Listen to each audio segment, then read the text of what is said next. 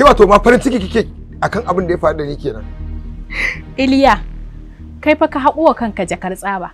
To me ya laifi kuma dan kaji sun bi ka? Ni ban ga aibu ba wallahi. A'a. Habiba dakata, ba na son ki ringa min irin wannan fa. Ba na so daga yau kake ƙara min irin wannan abun wallahi. Iliya, ita fa dama gaskiya ɗaci ne da ita. Ni kuma gaskiyan nan sai na faɗe ta. Duk ba kai ka jawo wa kanka ba? Yanzu kana ji kana gani gashi nan kayan kantin ka ma sai karyar da su kake kana siyar da su. Komai ka riga ka rasa. Haka kawai muna zaman mu. Ka je ka auro dangin mayu.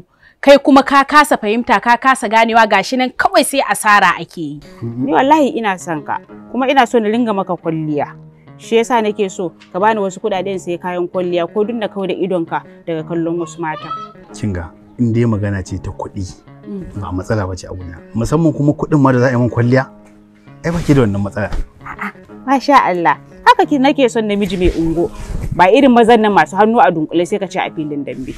Na, ai ni in dai magana ce ta kuɗi to ba ki da matsala. Kawai ni dai ki bani haɗin kanki.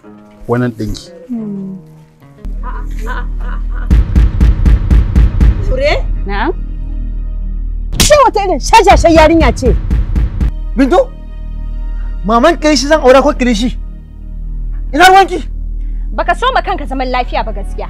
Wallahi ba zan iya ba, gara ka je ka dawo da Laure mu ci gaba daga inda muka tsaya. Ina zan iya kishi da dan Daudu?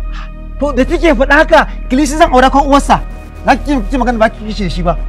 Ai ba shi zaka aura ba, amma idan ka auro ta dole zai dawo nan ya tare. Gashi garjajjen namiji amma kuma sai wani saka zani ya sa jagirai so yana wasu abubuwa ba zan iya ba. Kamata yi duk inda aka kama dan Daudu a saka reza a tsaga bayan shi sannan a saka barkono a mishi shegen duka. Habiba! Habiba! Ki bude ki bani kuɗi na!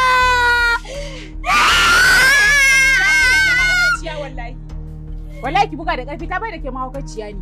Laure! Ni kike ce ma mahaukaciya Laure!